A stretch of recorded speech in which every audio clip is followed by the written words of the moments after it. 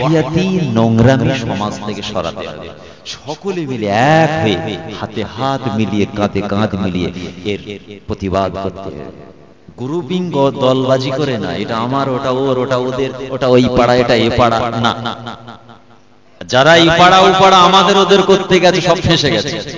আর যারা বলে যে সবটাই আমাদের, তারা সাকসেস লাভবান। ইসলামের ইতিহাস, জঙ্গে বদর, ইসলামের প্রথম যুদ্ধ ইতিহাস খুললে পেয়ে যাবেন মাত্র 313 জন আল্লাহ পাক জয় দিয়েছেন মুসলমানদের। কিন্তু 313 জন রাসূলুল্লাহর সাহাবা মুসলমান রাসূলুল্লাহর হাতে হাত দিয়েছিলেন, আল্লাহ তাদের কামিয়াবি করেছিলেন। যদি বলুন সুবহানাল্লাহ। যারা আমার আমার ওদের ওদের তাদের এক গ্রুপিং ক্লাসিফিকেশন করেছে, তারা পিছিয়ে পড়েছে, এগোতে পারে। খালি আমাদের আমাদের, এটা ওদের, এটা ওই পাড়া, এটা এই পাড়া, এটা উত্তর পাড়া, দক্ষিণ পাড়া, হ্যাঁ, পূর্ব পাড়া, পশ্চিম পাড়া, ওটা মসজিদ তলা, ওটা কাজী সাহেব পাড়া, ওটা মৌলানা সাহেব পাড়া, ওটা হুজুর পাড়া, হাজি পাড়া। যারা ভাগ করেছে না, তারা পিছিয়ে গেছে। 313 জন কুফফারে মুশরিক, অন্য ধর্ম বর্ণ, তারা ইতিহাস পড়তে পড়তে দেখছে রে এই ইতিহাস তো খাতারনাক ইতিহাস। ইসলাম ধর্মের নবী মুহাম্মদ তার দলবল মাত্র 313 জন, কি করে জয় হলো? ইতিহাস বুঝছে তারা, কি করে জয় হলো, কি করে সম্ভব? রাসূলুল্লাহ যে স্টাইলটা, স্ট্যামিনার সঙ্গে যুদ্ধ ছকটা সাজিয়েছিলেন, অন্য ধর্ম বর্ণ তারা সেই ছক ফলো করে দেশ পরিচালনা করছে। দেশের নেতারা রাসূলুল্লাহর রাস্তা ফলো করছে তারা। আমরা যদি ওই রকম এক জায়গায় হাত রাখতে পারি, আশপাশ এলাকা কিন্তু আমাদেরকে হিলাতে পারবে না। আর যদি আমরা নিজেরাই মাথা ঠোকাঠুকি করি, মারামারি করি না, ও পিছিয়ে পড়তে হবে, সামনে এগোনো যাবে না। ভাইরা আমার, দোস্তরা আমার, মূল বিষয় একটা। ইমাম হুসাইন রাদিয়াল্লাহু তাআলা আনহু জীবনে কোনদিন মিথ্যা বলেননি, হারাম খাননি, বাপ্পাকে কষ্ট দেননি, নিজের বাপ্পার প্রতি অত্যাচার অবিচার করেননি, নিজের জুবানটাকে জীবনে কোনদিন লাগাম ছাড়া করেননি। আল্লাহ রাসূল দুই বাচ্চাকে ডাকলেন, দুই নানাকে ডাকলেন।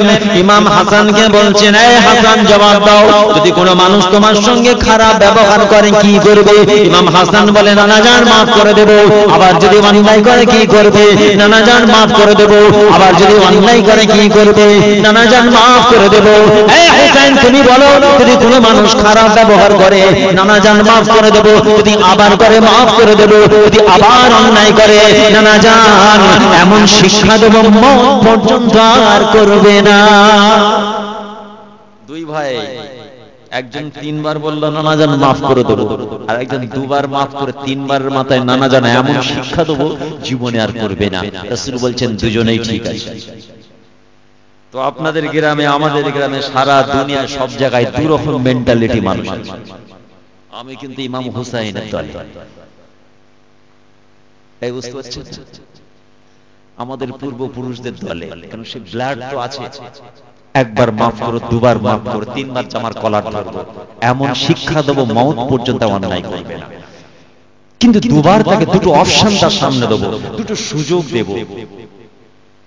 আর যারা শুধু মাফ করেই গেছে, মাফ করে গেছে না, সমাজের কিছু মানুষ তাদেরকে বুটের লাথি মেরে সমাজে ঘিষড়ে একদম ভরে দিয়েছে মাটিতে, জীবনে তাদেরকে মাথা তুলতে দেয় না। আর যাদের মধ্যে অন্তরের চেতনা, কামনা, বাসনা সুস্থ, যাদের প্রতিভাকে জাগাতে চায়, সমাজের কিছু নিষ্ঠুর মানসিকতার, খারাপ চিন্তা ভাবনার, নোংরা অ্যাটিটিউডের মানুষ যারা সমাজে আজ আছে, তারা এদেরকে দেখবেন চাপা দিয়ে দমিয়ে মাটিতে ভরে দিতে চায়। এরা মাথা উঁচু করে ইসলামের জন্য, দ্বীনের জন্য, শরীয়তের জন্য কিছু করতে চায়, দেখবেন এদেরকে মাথায় পা দিয়ে ডুবিয়ে দিচ্ছে। শুনেন, ইমাম হুসাইনের মতাদর্শে চলে আসে, ওই সমাজের নোংরা মানুষগুলোকে জব্দ করে দেওয়া যায়। ইমাম হুসাইন নানা জানকে বলেছেন, রাসূলুল্লাহকে 2 বার মাফ করুন, 3 বারের মাথায় শিক্ষা দেব। যুদ্ধটা হয়েছিল কেন জানা আছে? এই জানা আছে কেন যুদ্ধটা হলো? কিসের? নীতির লড়াই, হক না হকের লড়াই, সত্য মিথ্যার লড়াই, ন্যায় অন্যায়ের লড়াই। কুফাবাসী ইমাম হুসাইনকে বারবার চিঠি দিচ্ছে, হুজুর আসুন আমরা একটু ইসলাম সম্পর্কে জ্ঞান অর্জন করব, আপনি আমাদের শিক্ষা দেবেন। ইমাম হোসেনের সঙ্গী সাথীরা বলছে, হুজুর খবরদার, আপনি কুফারবাসীর কথা বিশ্বাস করবেন না। কুফার মানুষ আপনার আব্বাজান হযরত আলী কাররামাল্লাহু ওয়াজহার সঙ্গে গাদ্দারি করেছে, আপনি যাবেন না। উনি দেখাচ্ছেন, রিওয়ায়াতে এসেছে কিছু কম বেশি 700টা চিঠি। দেখো, এরা আমাকে বারবার চিঠি দিয়ে ডাকছে, আমি যদি না যাই আমার নানাজান আমার উপরে নারাজ হয়ে যাবে। কেউ রাজি হলো না, উনি কারো কথা শুনলেন না। এতগুলো মানুষ আমাকে এত চিঠি দিয়েছে, শেষ পর্যন্ত এলেন। আসার পরে বলা হচ্ছে, হুসাইন তুমি ইয়াজিদের বর্ষতা স্বীকার করে নাও, খলিফা বলে মেনে নাও। ইমাম হুসাইন বলছে, আমি মানছি না, মানব না। তবে হ্যাঁ, কন্ডিশন অ্যাপ্লাই, একটা শর্ত আছে, আমি মানতে পারি। কি মানতে পারি? তোমার মধ্যে যে শরীয়তের খেলাফ কিছু চরিত্রের ভাগ আছে, খারাপ দিক যেগুলো আছে, ওগুলোকে ছাড়তে হবে। বাড়ানো, নিজে থেকে তৈরি করা শরীয়ত তুমি কিছু করেছো, শরীয়ত যেগুলোকে অ্যাপ্রুভ করেনি সেইগুলোকে তুমি শরীয়ত সম্মত বলে চালিয়ে দিয়েছো সমাজে। আমি ইমাম হোসেন আওলাদ রাসূল তোমাকে সাবধানী বার্তা দিচ্ছি, ইয়াজিদ তুমি সেইগুলোকে বর্জন করো, তাহলে আমি ইমাম হোসেন রাসূলুল্লাহর নাতি, আমি তোমাকে খলিফা বলে মেনে নেব। আমি তোমার কাছে হাতে হাত দিয়ে তোমাকে বর্ষতা স্বীকার করব। খলিফা ইয়াজিদ বলছেন, না, আমি যা আছি ঠিক আছে, আমার ফিকহ হুজুরি যা আছে শরীয়ত সম্মত। এই হলো মূল যুদ্ধের কারণ, আর কিছু নয়। ইনি পিছিয়ে আসলেন না, কম্প্রোমাইজ করলেন না। ওই যে দুবার সুযোগ দিয়েছে, তিনবারে বললে এমন শিক্ষা দেবো, যুদ্ধ করতে প্রস্তুত। ভাইরা আমার, দোস্তরা আমার, ইমাম হোসেন রাদিয়াল্লাহু তাআলা আনহু আওলাদে রাসূল যুদ্ধ করতে চান, বলে ইয়াজিদ আমাকে ছেড়ে দাও, ছেড়ে দাও, ছেড়ে দাও, আমি তো যুদ্ধ করার জন্য আসি না, আমি মদিনা থেকে ফিরে যাব।